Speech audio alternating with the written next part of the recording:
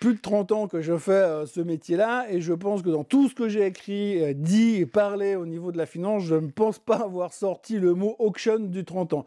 Alors l'auction du 30 ans, c'est simplement le gouvernement américain qui met à la vente des obligations à 30 ans à un taux fixe pour les gens qui veulent investir dans leurs obligations. Et hier, ça s'est mal passé. Oui, parce qu'en général, ils essaient de jouer avec le taux, c'est-à-dire que s'il y a une grosse demande, eh ben, ils vont essayer de baisser un petit peu les taux. Et puis s'il y a une demande très très faible, eh bien, ils vont devoir monter les taux pour attirer un petit peu les gens. Et hier, ça s'est très mal passé. Et résultat, le rendement du 30 ans a pris l'ascenseur. Et quand le rendement du 30 ans prend l'ascenseur, eh bien, généralement, les actions baissent, hein, surtout en ce moment, parce qu'on est extrêmement corrélé au rendement des obligations gouvernementales américaines. On l'a vu sur le 10 ans, ça marche aussi sur le 30 ans. C'est un peu moins violent, mais ça marche quand même sur le 30 ans. Alors le fait que cette auction se soit mal passée, on peut se poser des questions sur le pourquoi du comment. Alors une des raisons, c'est qu'apparemment, il semblerait que les étrangers sont moins intéressés à venir prêter de l'argent au gouvernement américain. On se demande bien pourquoi. Mais en tous les cas, surtout, il y avait un autre point qu'il faudra signaler, c'est que la banque ICBC en Chine, qui est une des grosses participatrices de ce genre d'auction, n'a pas pu participer hier parce qu'elle s'est fait hacker et qu'elle était victime de ransomware. Donc résultat, ils n'ont pas pu être là, ce qui vous pourrait éventuellement expliquer cela. Néanmoins, la hausse brutale des rendements du 30 ans a également précipité le marché à la baisse. Alors quand je dis précipité, ça peut paraître très forcé. En l'occurrence, je crois qu'on termine en baisse de 0,94% sur le S&P 500. Il n'y a pas de quoi se relever la nuit, surtout qu'on vient de se taper quasiment 6% et des poussières de hausse. Donc voilà, quelques prises de profit pour l'instant. On verra comment l'Europe va réagir aujourd'hui. Mais on aura surtout l'occasion de se reposer la question pour savoir si M. Powell est peut-être pas aussi enclin à devenir dovish qu'on ne l'espérait encore le 1er novembre. En ce qui concerne le pétrole, on a le ministre saoudien de l'énergie qui a expliqué hier qu'il ne fallait pas croire qu'il n'y avait pas de demande. Ça n'a pas suffi pour faire rebondir le baril qui se traite toujours à 80 $ et des poussières. Et puis, on est toujours dans cette grande question de savoir à quel moment va-t-il rebondir. Eh bien, il a l'air d'être relativement faible encore et de pouvoir aller un peu plus bas. Et puis, pour pouvoir justifier un achat sur le pétrole, il faut vraiment qu'on ait quelqu'un qui vienne nous dire « Oui, alors c'est bon, le pétrole, de toute façon, ça va descendre à 15 $. » Quand on aura vraiment un extrême négatif, sentiment négatif qui va sortir sur le pétrole, c'est là qu'il faudra commencer à le racheter. Dans les petites nouvelles qui font rire, hier, nous avons eu Monsieur Roubini, ou plutôt la société d'asset management de Monsieur Roubini, qui s'appelle Sufferer Atlas Management, qui ont lancé un token qui est indexé sur un de leurs fonds d'investissement pour la finance responsable, blablabla, peu importe. Mais en tous les cas, ils lancent un token sur le marché de la crypto, entre guillemets.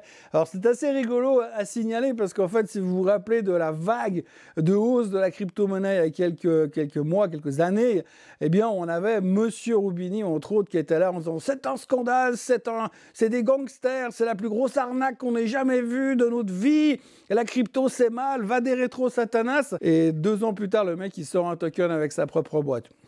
Hyper crédible. En tout cas, heureusement que le ridicule ne tue pas, parce que sinon, ce matin, je serais en train de vous parler du décès de Monsieur Roubini. Ça me ferait mal au cœur, parce que j'aurais plus personne à qui m'en prendre dans les ultra bearish. Quoi qu'il en reste toujours quelques-uns quand même. Dans les autres petites news du jour, on retiendra qu'il y a un nouveau bearish en ville sur le sujet de Tesla. Alors Tesla, vous savez que c'est le deuxième titre le plus shorté, hein, puisqu'on a appris hier que le premier titre le plus shorté, c'était Exxon, mais le deuxième titre le plus shorté, c'est Tesla. Et là, il y a HSBC qui vient de prendre le coverage de l'action Tesla avec un target à 135 $, à savoir 35% plus bas que là où nous sommes aujourd'hui.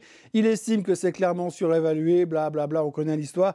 En tout cas, on connaît aussi l'histoire que généralement, ceux qui se sont massivement investis dans le négativisme sur Tesla, ils l'ont toujours très très mal vécu par la suite. Mais bon, on verra bien comment ça se passe. Mais à retenir, HSBC sur sell, target 135 sur Tesla, c'est ce qui a mis un peu la pression sur le titre hier soir.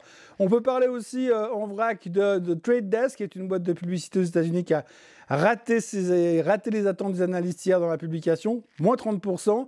On peut aussi parler entre autres de Plug Power. Alors Plug Power, ça a été une des méga stars il y a 2 ans en arrière dans la thématique de l'hydrogène, hein, quand on pensait que la seule solution pour notre avenir et pour les voitures, c'était l'hydrogène. Plug Power, c'est un machin qui se payait à 1 million de fois les bénéfices.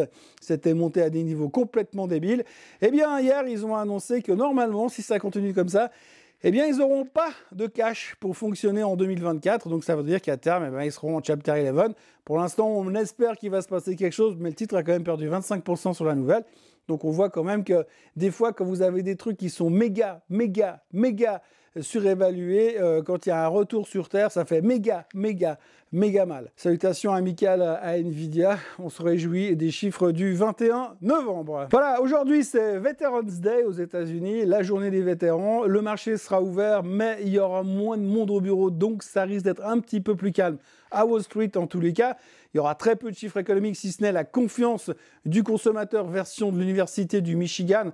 Alors la confiance du consommateur version Université du Michigan, c'est un sondage qui est fait sur quelque chose comme 1000 personnes, mais seulement autour de la région des Grands Lacs dans le nord des États-Unis.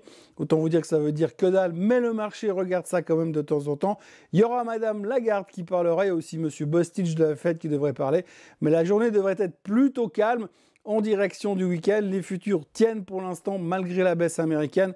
L'Europe devrait normalement ouvrir un peu en baisse parce qu'eux, ils ont fini au plus haut de la journée alors que les Américains ont terminé au plus bas de la journée après la clôture européenne. Grand classique de la finance mondiale. Et donc, mis à part ça, ce soir, c'est le week-end. Donc, il me reste à vous souhaiter un excellent week-end. Donc, n'oubliez quand même pas de vous abonner à la chaîne Swissquote en français si ce n'est pas déjà fait. N'oubliez pas de liker cette vidéo. N'oubliez pas de partager cette vidéo et n'oubliez pas de me retrouver ce week-end, je ne sais pas quand, demain ou dimanche pour notre habituel Swiss Bliss du week-end. D'ici là, passez une excellente journée et à ce week-end. Et pour ceux qui ne regardent pas YouTube le week-end, à lundi pour un nouveau Morning Bull live. Bye bye.